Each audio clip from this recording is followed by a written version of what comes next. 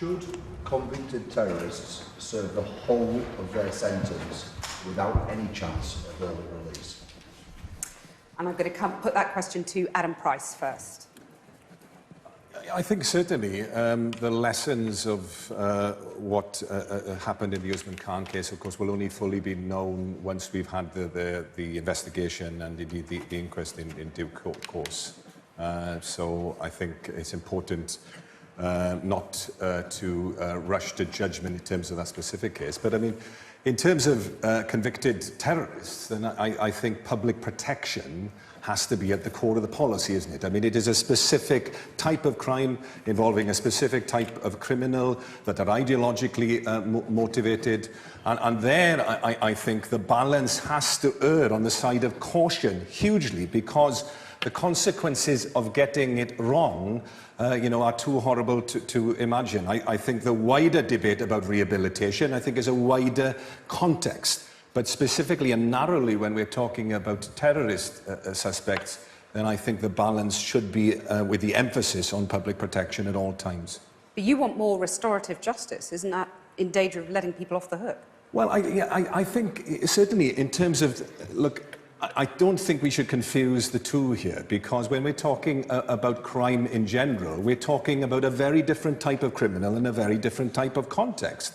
And certainly there, we know that, of course, a system which emphasises a proper investment in probation when people are released, in rehabilitation within prison, is absolutely essential in terms of lowering reoffending rates. At the moment, we in Wales have the highest imprisonment rate overall of any nation in Western Europe. Do people feel safe in Wales? You know, absolutely not. That kind of system where the prisons effectively are operating like universities of crime. You're sending people on short sentences, they're coming out more likely to actually commit crime, but that's a different context than the one we're talking about in terms of terrorism. Let me just remind you, Angela Rayner, of Andy's question. Should convicted terrorists serve the full sentence without the chance of early release?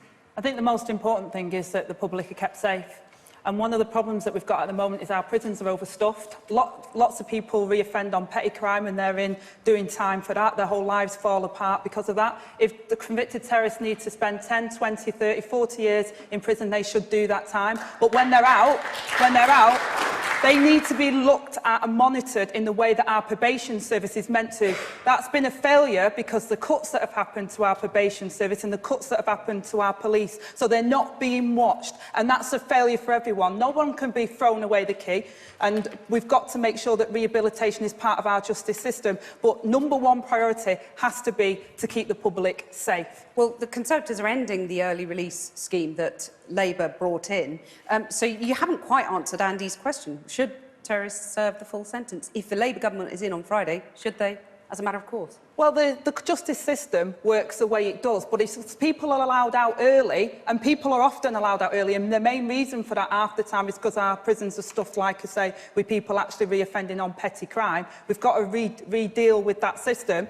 But also, when people are allowed out, because we do have restorative justice in our system, that's the reality, is they have to be watched. People have to be monitored and protected through that service. The failure here has not been individuals working in that system. It's been the government that has cut the funding there, and we haven't got the resources needed. Our prisons are overcrowded. Our probation service is on its knees. We need to invest there and make sure that people are looked after. Jo Swinson. There's two families who this evening are grieving at the senseless murder of those two young people, and clearly that should not have been allowed to happen. We can't have a situation where people who are convicted terrorists are released when they are clearly still such a danger. And so then the question is, how do you make sure that that does not happen? And to me, it seems like the best way to do that is to make sure that there is a proper assessment before anyone is released who has committed that sort of offence.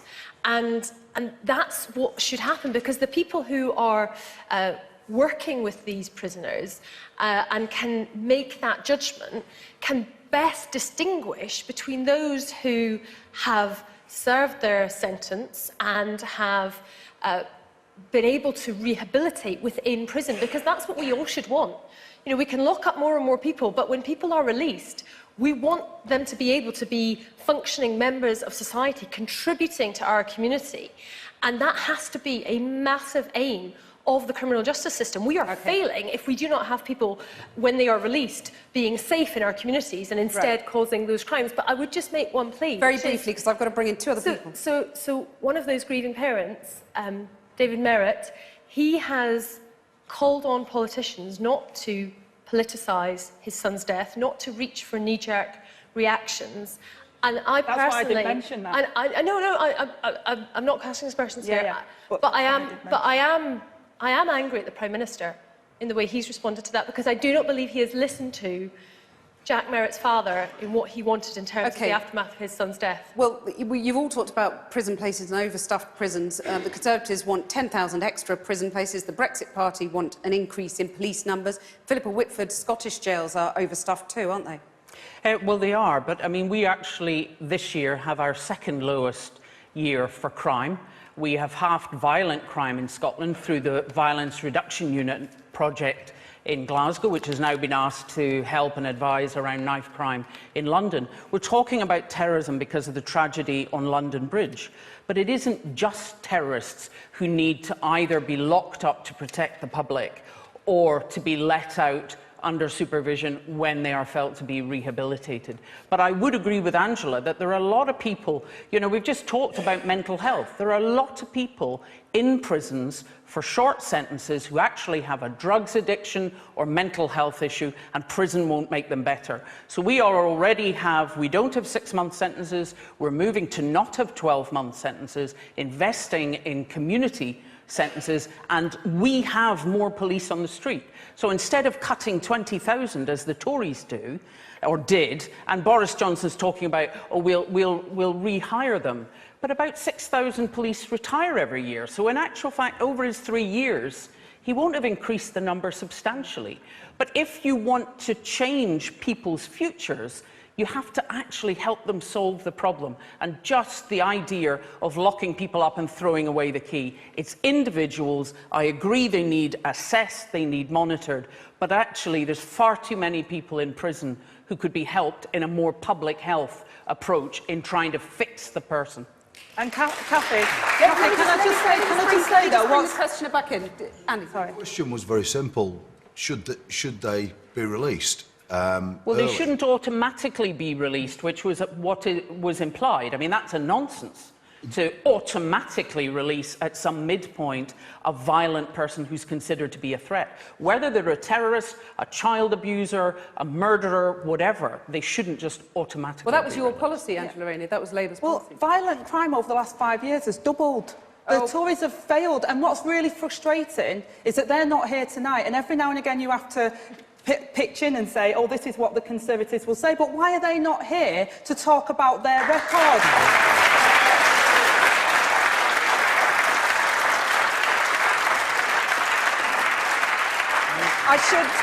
I should just point out that the head of the Statistics Authority wrote to your leader taking issue with that very claim that you've just made. He said that violent crime shows little change in overall figures in recent years. So just to put that point Well, to I you. wonder how people feel on the streets at the moment, because I can tell you in Oldham and Tameside, people are frightened about what's going on. They see the lack of the police and they see what's going on in their neighbourhoods, and they're frightened because things have got worse in this country with Tory austerity. That's the fact.